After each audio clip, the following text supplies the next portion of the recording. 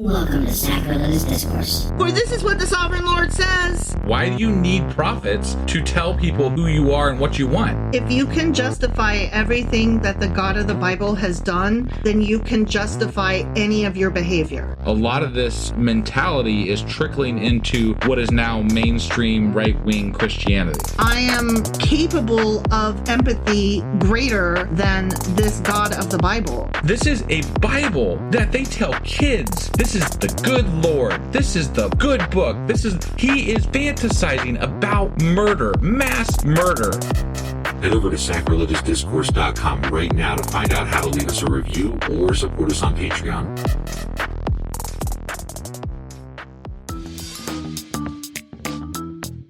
Hey there, sinners and saints. It's your favorite Bible-bashing duo from Sacrilegious Discourse, and we need your help. That's right, folks. We're raising funds for some heavenly equipment and a studio that doesn't sound like it's in the depths of hell. Our current setup, let's just say it's more apocalypse than audiophile. So if you want to hear us dissect the Bible without the background noise of demonic squirrels, chip in a few bucks. We're aiming for $5,000 to upgrade our audio and build a studio worthy of blasphemous banter. Donate today and help us spread the good word of atheism. You can find a link right on our homepage, sacrilegiousdiscourse.com. Every dollar counts. Even if it's from your collection plate. Husband! Wife! Do you remember what we read yesterday and where we are today? Well, yesterday we read Ezekiel Chapter 38. Sure as fuck did. And in that episode, we read about Gog and Magog. Gog of Magog. Gog of Magog. Mm-hmm. Yeah, and we don't know who the fuck Gog of Magog is, but it might be Gog and Magog or Gog of Magog. There's a lot of Gogs and Magogs. Here a Gog, there a Gog, everywhere a Gog, Gog. Yeah. But essentially, it is God has Ezekiel prophesizing to Gog of Magog. And again, we don't know who that is or where they are because no one really knows what that is. And so we're just guessing that it is some sort of a prophecy towards something future that might happen in Israel with regard to the Bible. Mm-hmm. And of course, there's all kinds of people that have different interpretations because no one knows what this actually is. Mm-hmm. So therefore, Jesus gets involved and the Jewish people get involved and probably even, it's all over the fucking place. Well, because this Gog of Magog or Gog and Magog show up in the Bible and the Quran. Got it. Yeah. Yeah, so even maybe the Quran gets involved. Yeah, so because what the fuck? Yeah, it's weird. It's weird. So anyway, that's as much as we know about Ezekiel Chapter 38, mm-hmm. which means that today we're getting into Ezekiel Chapter 39 with more of Gog. All right, let's do this. Okie dokie.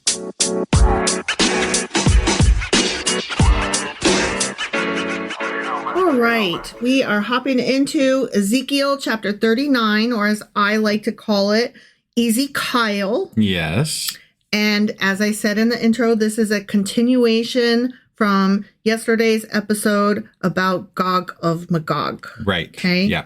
Son of man. You mere human. You fucking worm. Prophecy against Gog. Of course. And say, this is what the Sovereign Lord says. I'm against you, Gog.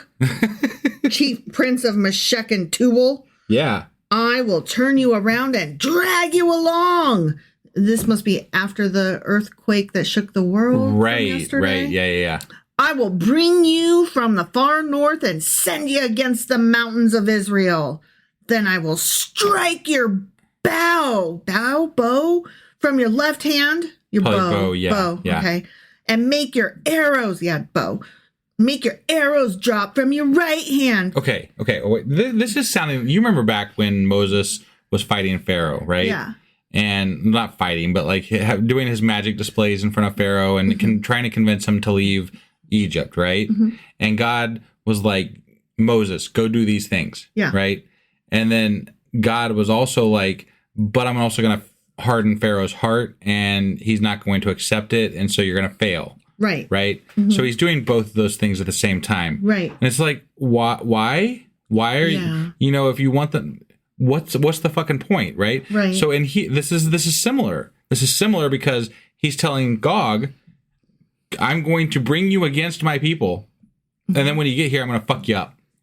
Well, it also sounds like somebody watched too much of those Super Saiyans with Goku. Because, like, all I can picture is somebody in that, like, pose where they're leaping across the sky. Yeah. And they're going, like, forever. And they never land. Yes. That's classic anime, whatever. Yeah. Jumping thing. The jumping thing, Thing. Yeah. Okay, so God is continuing to speak per Ezekiel. Yeah, to Gog. Yes. Right. On the mountains of Israel, you will fall, you and all your troops and the nations with you. Ha ha ha. Okay. I will give you as food to all kinds of carrion birds, to the wild animals. Okay. Yeah. You will fall in the open field, for I have spoken, declares the sovereign Lord. Got it. Yeah. I'm not just going to fuck your shit up. I'm going to feed you to the fucking vultures and shit. If God's the one bringing them, though, I'm still kind of stuck on this. Okay, hold on. But you said that before, and I let it go. Uh-huh. I don't think it said specifically that he's bringing them. It just said, y'all are going to be coming this ways, and that's not, I'm going to stop you. No, he said he's going to send them against Israel. Like, that's what it said at the beginning of this chapter. Sending them against? Yeah. Yeah, it said that specifically. I'm against you, Gog. I will turn you around and drag you along. I will... Oh, yeah, okay. Yeah. Okay. All right. You're right. Okay. So, yeah, he's causing them to go to Israel. Specifically, like somebody who was just over there minding their own whatever. Right. Maybe not, but unmentioned up until now. Like, right. But fuck? At the same time he's saying he's going to send them against Israel, he's also saying, okay, now prophecy to these people and tell them that I'm going to kill the fuck out of them when they get here. Let me ask you, if you're Ezekiel, are you going up north to look for Gog and be like, hey, guess what? No. Bro. No, Ezekiel never did this. This is bullshit. Yeah. You will fall in the open field, for I have spoken, declares the sovereign Lord. Yeah, well, Ezekiel spoke anyway. Yeah. I will send fire on Magog and on those who live in safety in the coastlands, and they'll know that I'm the Lord. What the coast? We were just talking about the north, and now we're talking about the coastlands? Sure. He's just going to kill everybody when this happens, huh? Fuck everybody up. Except for the Israelites. He's I'm you guys God. are good. I'm a petty little bitch. I fuck everybody up. I mean, really, that's just what he does. He's killing people indiscriminately. Basically. You have magic, right? Yeah. Okay, so you have magic. You're God and you have magic. Sure, okay? sure, yeah. And I am Ezekiel. Okay? Yeah. So now you tell me what you're going to do. What I tell you what I'm going to do. You're God with magic, and I'm Ezekiel. If I'm God with magic, I'm going to Talk say... to me. I'm Ezekiel. Talk to me. Tell the people that they're going to be awesome and they're going to be all right, because I'm just going to leave them alone, and if they need help, I'll help them out. Oh my gosh, that's awesome. Yeah. The end. Right, the end. That's a great book. Yeah. I love that story. Yeah, that pretty much covers everything up to current state with the Old that's Testament. chapter If 1. I were God. If I were God. That's chapter 1, okay? This is chapter 2. Okay, all right. I'm Ezekiel still, and you're still God with magic, Sure, okay? yeah. Hey, God. Uh-huh. So there's some people here that are dying of, like, leprosy or whatever. So I'll cure them, obviously. Sweet. Yeah. The end. Yeah, the end. Okay, chapter 3. Sure, Ready? yeah, I'm ready. Okay. Hey, So God. this is a great mind exercise here. I'm liking this, yeah. Hey, God. Yeah, what's up?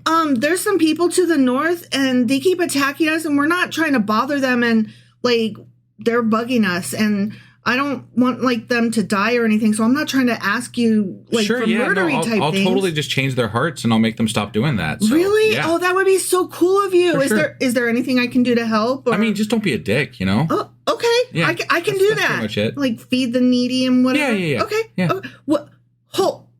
What if there's no needy, God? Is that something we can work out? I mean, I can see what I can do, yeah. Oh. Yeah, I think we could figure something out. The end. Okay. What a great fucking book, right? Wow. I love this book. Okay, that was fun. Yeah. You see how It's real easy. Yeah, I think maybe I should take over his job. Yeah. And that's You can't do worse. No, you really can't. And I think I did a good Ezekiel because I was still doing an acid trip. Yeah. Because I was seeing God. Right. But I think I asked for the right things. Yeah. And I think that counts for something somewhere. Sure. Okay. Yeah, I actually this is it's something we may pursue in the future, but we still have the information available for it and the podcast ready to go if we want to do it. But like, I was toying with the idea of creating a podcast called God Recruiter and just hiring the next God, Yeah, that would be I thought that would be really, really fun. But honestly, I think you would do a good job. So yeah, I mean, I think I could do a good job. Yeah, but I definitely will be I can do better than God. Yeah, in the Bible, Yahweh in the or Bible, whatever. The Bible, the bobble-headed, the bobble-headed God. I, says God, according to Ezekiel, will make my holy name known among my people, Israel. If they don't fucking know their name by now, then they must just not know God. I will no longer let my holy name be profaned, and the nations will know that I, the Lord, am the Holy One in Israel. Didn't we solve this when he brought them back to Israel? Remember how he was fixing their hearts and all that stuff? Yeah. So I don't understand this not being profane. Like, is he talking about people in other countries profaning him? Yeah. He's still so fucking worried about what the people that he created, but that aren't his chosen ones, what they think of him. Okay. And I'm like, what if you just choose them too? Yeah, I mean, you are God, you made everybody, you right? hypothetically have the ability and have used the ability, according to the Bible, to change other people's and not your nation's hearts. Right. So why don't you just do it to the people that are profaning you? That would be so much easier, wouldn't it? It would be nicer. Like, you can snap your fingers and in 6 days come up with all of the universe creation and everything. Certainly you can change like 6,000 people's hearts, right? Right. That doesn't seem like that big of a task at that point. Right. Yeah. Like, you already invented these people. You know how they work, and you can obviously do that. So just fucking do it. Yeah. Yeah. You can rest on the 6th or 7th day or something. I mean, many days whatever you need, man. Yeah. Yeah. We're good with that. Sure. It is coming. Jesus. Yeah, it is. Okay. It will surely take place, declares the sovereign Lord. It's a coming. Yeah. It's a coming. Yeah. This is the day I have spoken of. The day, okay. This is the day he's spoken of. Yeah. This is the day that Gog's coming to. You know how I was talking just then? Yeah. That's what I said. Okay. I said what I said. Got it. Okay. So this changed from a prophecy to current day? I don't know. All right. I don't either. Then those who live in the towns of Israel will go out and use the weapons for fuel and burn them up. The small and large shields, the bows and arrows, the war clubs and spears. For 7 years. They will use them for fuel. 7 years. 7 years. That's a lot of fucking shields and spears. I don't think spears burn that well. That's a long fire. I guess there is a wooden shaft, so you can burn that. Yeah. But that is a long burning fire. It really is. It really is.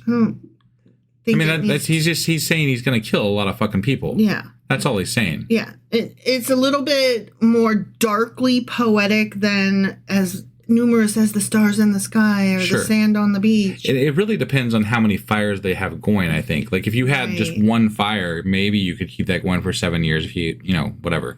But if everybody's got their own fire in their own place, right, that might last like a few weeks, maybe. At most. If you had, I don't think they had any more than, they couldn't have had any more than like 500,000 people. Like that's probably even giving them too much credit, right? I agree. And even if they had that many people, I don't think that wouldn't last 7 years. No. Not if it was multiple fires. It'd last a week. And if it was a bonfire even, that would probably be pretty quick too. Yeah.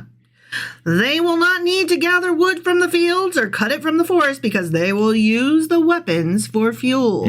Okay. Will they though? Yeah, I mean. And they will plunder those who plundered them and loot those who looted them, declares the sovereign Lord. Because I don't recall Gog ever looting any of these people. This is just him sending, unless he's referring to, if he's referring to this being Babylon, that would make sense. Yeah, yeah. And yesterday we did say that Gog might be a code word for Babylon. And that reference right there makes me think that maybe that's what he's talking about. So right. He's like, we're going to get you back, you fucking Babylon bitches. Yeah. But we can't say your name because we're scared. And I'm God and I'm scared. I think one of the biggest problems with the Bible is that some of the stuff we can kind of agree that this is about that, right? Yeah. But most of it is so vague as to, you can just interpret these things in the Bible any way you want. You mean kind of like how myths are? Yeah.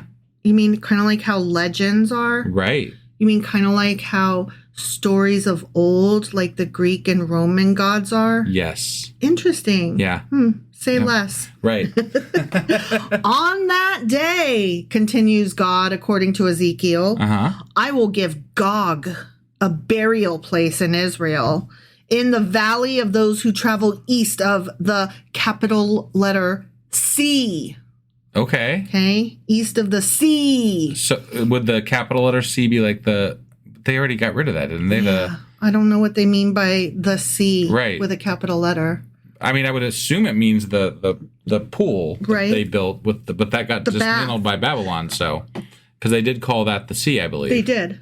Yes. But Yeah, that doesn't make any sense. Yeah, I don't know, but it's the capital letter. Okay. It's a capital S. All right. Okay. Yeah.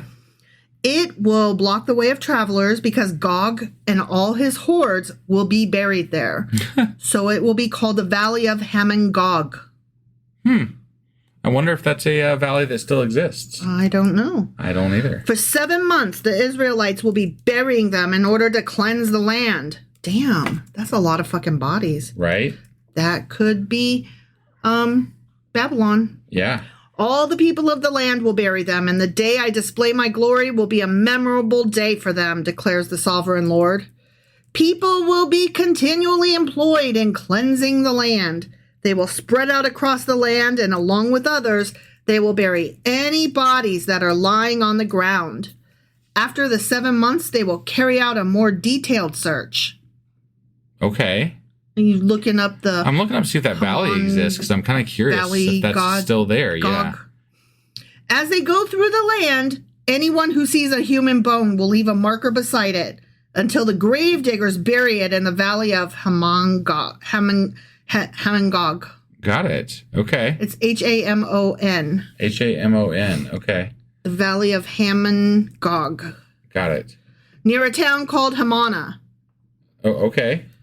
And so they will cleanse the land. Son of man, Yes, you mere human. you fucking worm. This is what the sovereign Lord says. Okay. Call out to every kind of bird and all the wild animals. Assemble. Avengers, assemble. And come together, which is what assemble means, from all around to the sacrifice I am preparing for you, the great sacrifice on the mountains of Israel. There you will eat flesh and drink blood. What? No, I will not, sir. What the fuck? You will eat the... Wait, hold on. It just says Hold flesh. on. It might mean animal Hold flesh. on. Hold on. Yeah. Just an Hold FYI, real quick while you're holding on. Mm-hmm. The Valley of Hamon-Gog does not officially exist. So there's a lot of it has a lot of symbolic meaning, but there is not actually a place that anyone is actually aware. They say it hasn't been discovered yet. So, Okay. which leads me to believe that it doesn't exist. Right. I would think that if you buried that many fucking people in the ground, It would show it up. probably would be something that somebody would remember even from that far back. Yeah. And it would make stories to where people would still know where it is. Oh, also that reminds me, there's this kind of geological study from the air that people do now where from the air, like in airplanes, Yeah, right? yeah. That they can see different kinds of markers and how the vegetation grows or doesn't grow, as the case may be. Yeah. And so they're using that to help identify Dinosaur bones and things like that, right? not just dinosaur bones, but old any civilizations. Yeah, and- anything that is, buried or Yeah. underground or whatever. Right.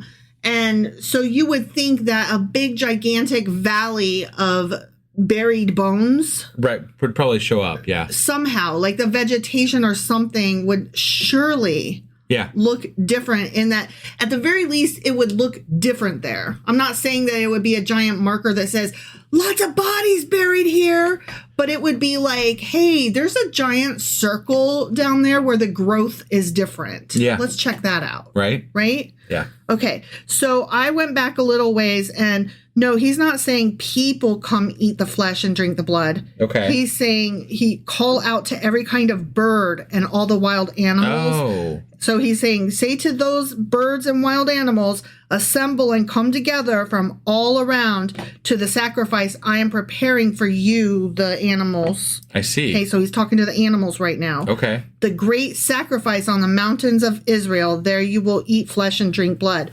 So this is interesting because normally the animals are sacrificed and then the humans eat them. But in this case, they're sacrificing the men to the animals. Right. That's interesting. Yeah. Okay. You will eat the flesh of mighty men and drink the blood of the princes of the earth as if they were rams and lambs, goats and bulls, all of them fattened animals from Bashan. Og of Bashan.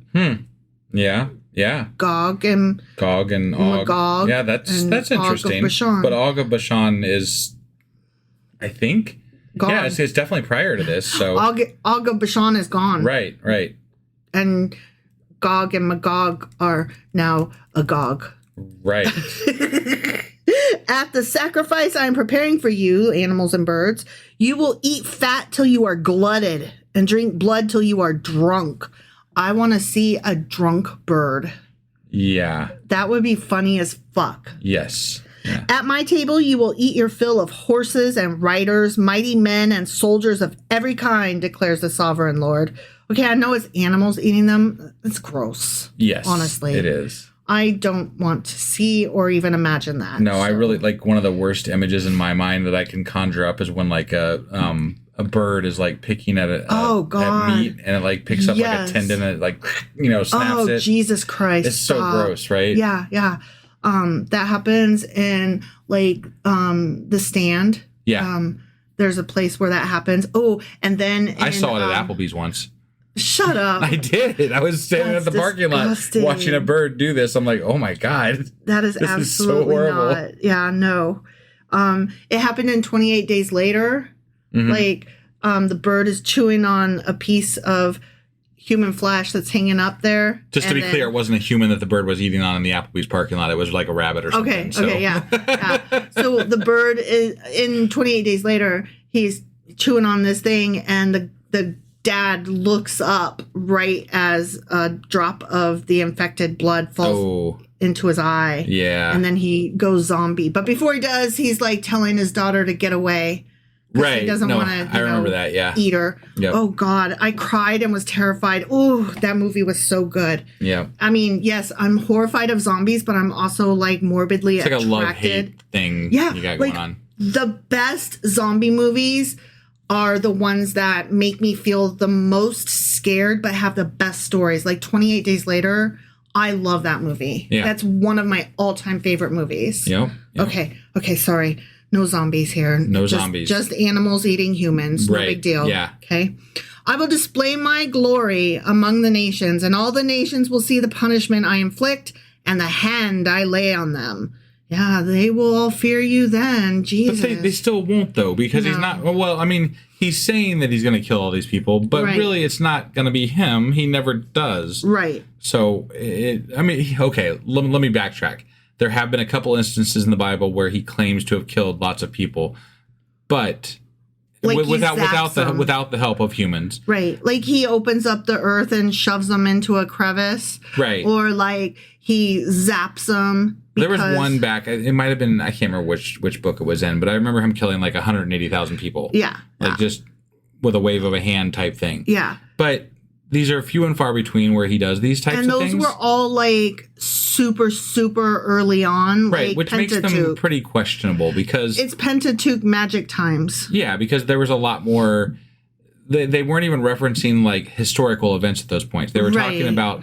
It was just a lot of symbolism and, The creation... We were still in creationism, honestly. Right. So I didn't take any of those stories very literally at the time. Right. But now we're talking about the history of it all. Historical events. And they don't ever... when it's actually happening, they never describe it as God is actually just like snapping his fingers and doing it. People did things. Right. At his behest, but still. Yeah. Okay.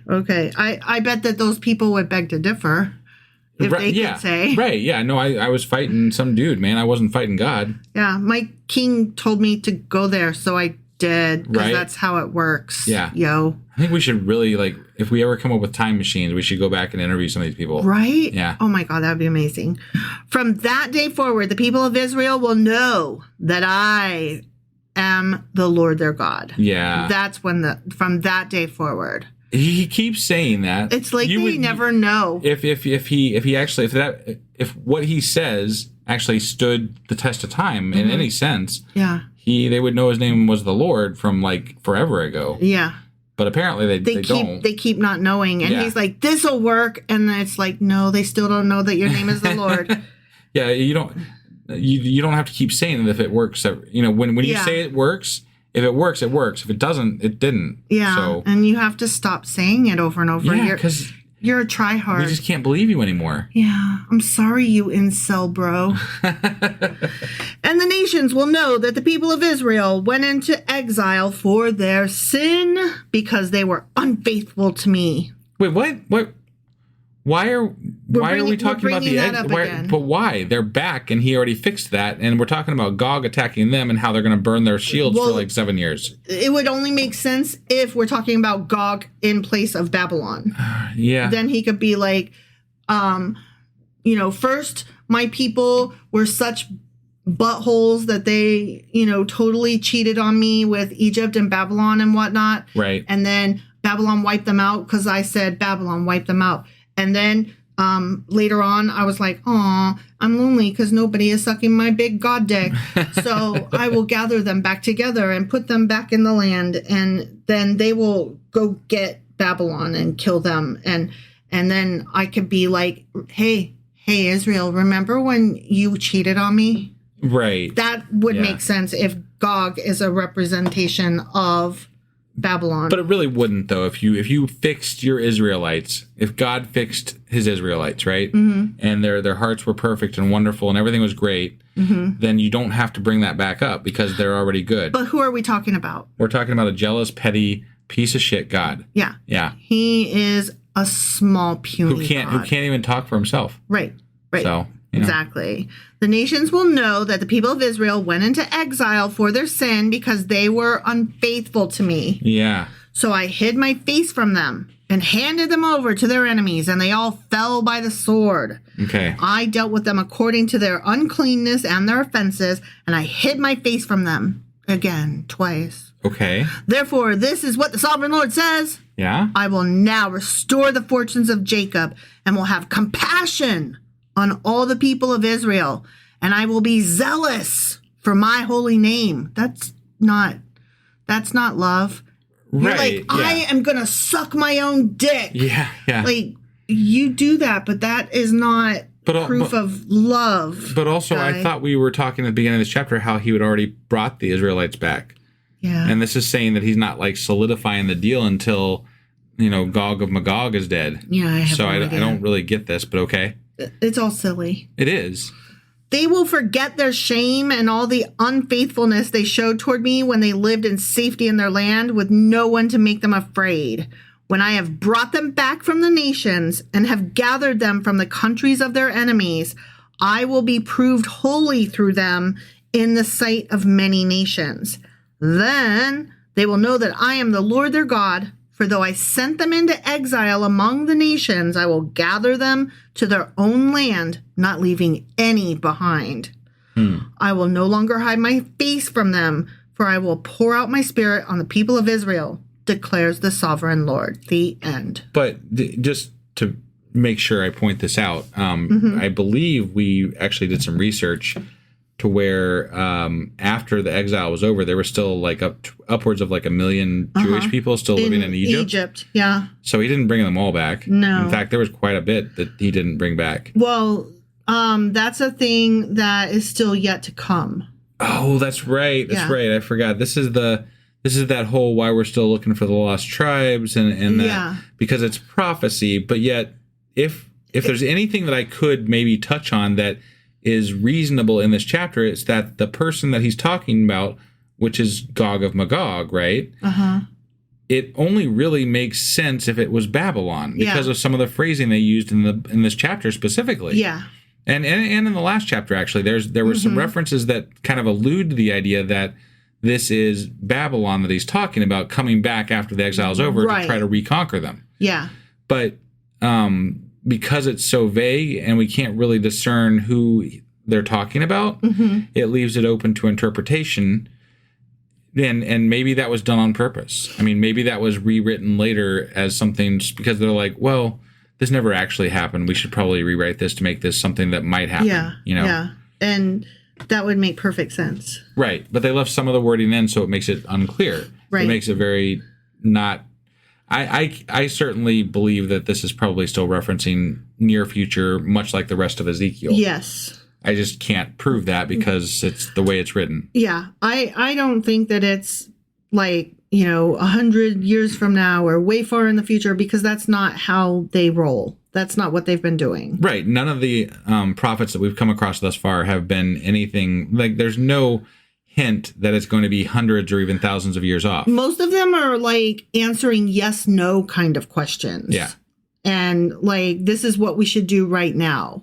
And I feel like the job of prophets in biblical times was more of a advisory role. Advise the king. Yeah. So they were able to assess the situation on the ground and say, this is what's probably going to happen. And yes, they couched it in a way that God is saying it, because you can't, I believe, my feeling is this, you cannot, as a person under a king, talk to that person as though you're an equivalent, right? And you have to invoke something higher than yourself in order to relay the message to that king. Right. Because kings thought of themselves as the highest thing in the ground, in the land. Yeah. So you have to invoke something higher than yourself in order to have this conversation as an advisor to the king. And that's why gods exist, probably in a large part with in relation to how these things get written down. These are probably more likely. You know how like the CIA has plans on what to do if this happens or that happens, contingency plans for the safety of the United States, right? I feel like prophecies were more like contingency plans for kings. Right. Only, Early again, days. they had to talk to them as though they were getting the information from a god, because you can't be smarter than the king. Right, because the king knows everything. Right. Or they pull out a Sharpie and draw on a weather map and, Sure. And look, this is all just me hypothesizing what those things might be, but it makes sense to me. That makes the most political sense. Yeah, that makes sense to me. Yeah. I can get behind that idea. That Same. So that's why I said it. Yep. Again, we're not scholars. We're not academics. No. But we don't know shit. It doesn't hurt to ask these kind of questions, right? Like, I mean, we don't know, nobody knows what this fucking chapter's about. I mean, I basically searched it while we were in the middle of the chapter. It doesn't hurt to ask questions. It doesn't hurt to suppose, what if this is the case? What if that's the case, right? Yeah. And that's what I like doing. And I want to continue to do it. I would like to read this entire Bible story, but just only with politics and no God stuff. I would like to reread this Bible with an apologist nearby. Honestly, like I feel like we might do this project again at some point. Yeah. And maybe multiple times, just to do it with different takes, with different points of view, because if we sat here with an apologist at the same table as us and we're like, okay, what's your take on this? I would love to respond to that and say, and then sit here and question them and say, okay, not in an attacking way, just in a, I don't understand how you got to that conclusion. Yeah, like, right. Can you explain that further? Right. And I feel like those would turn into some really long conversations, though. So we'd have to do it very carefully, and maybe I don't know how we would do that, but I would find those conversations interesting. So would I. You'd have to find a Christian that would be willing to be questioned. Yeah. And that would actually be open to conversation openly. Well, and one that also is very versed in the Bible. Right. So, like, that's going to be a rare bird that we would find that would be willing to do all of those and spend time with us on top of that. So. Right. And be associated with an atheist podcast that drops F-bombs. Right. So there's all that's blocking us from doing that. But we got time to figure that out. We'll just make, if everybody out there just shares us, shares our posts, shares our podcast, whatever, we can become like the most famous atheist Bible study out there. And then, we can like get some big names and we'll have some pull and we can do these things. So go share our shit. But only with the cool people. Well, no, share it with anybody. I don't give a fuck who listens to it. Yeah, but I mean, only cool people can come on our podcast. Oh, that's what I meant. Well, like, yeah, I don't. I mean, the people that come on our podcast are completely up to us. Yeah. So that's our decision. We're rambling way off fucking. You are. I am. So, I mean, we should probably just end this because I don't know what else I'm doing. No. All right. Okay, bye. No. That was Ezekiel Chapter 39. Yes. Which means that we'll be back tomorrow with Ezekiel Chapter 40. All right, now we can do it. Okay, bye.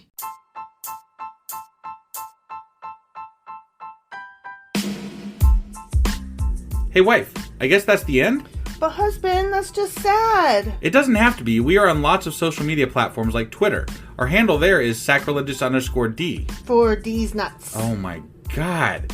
Stop doing that. Anyway, we're also on Facebook, Instagram, and Pinterest. There's a link to all of our social media sites at our website. Ooh, we have a website? Yeah, it's sacrilegiousdiscourse.com, where you can also find a link to our merch shop. We have a merch shop? Yep, we have podcast-themed clothing, mugs, notebooks, and more, as well as an atheist and science-themed products. Wow, our fans should really go check that out right now. Definitely. They can get in touch with us by sending an email to sacrilegiousdiscourse@gmail.com. But before they do that, we could really use some help. Oh yeah? With what? Well, it's not free running the podcast, and we need some financial support in order to get better equipment, which will free up time so we can concentrate on our podcast and our fans. Okay, so what should they do? Head over to patreon.com/sacrilegious discourse and sign up as a contributor on our podcast. Supporters there receive additional bi-weekly episodes that we record just for our Patreon members for as little as $2 a month. Also, we'd really appreciate it if you would like and subscribe on whatever platform you're using. And Apple Podcast reviews help us out tremendously. Like and subscribe. Leave an Apple review. Join us on Twitter. Support us on Patreon. That's a lot of instructions. Don't forget to say thanks. Thanks. Okay, bye.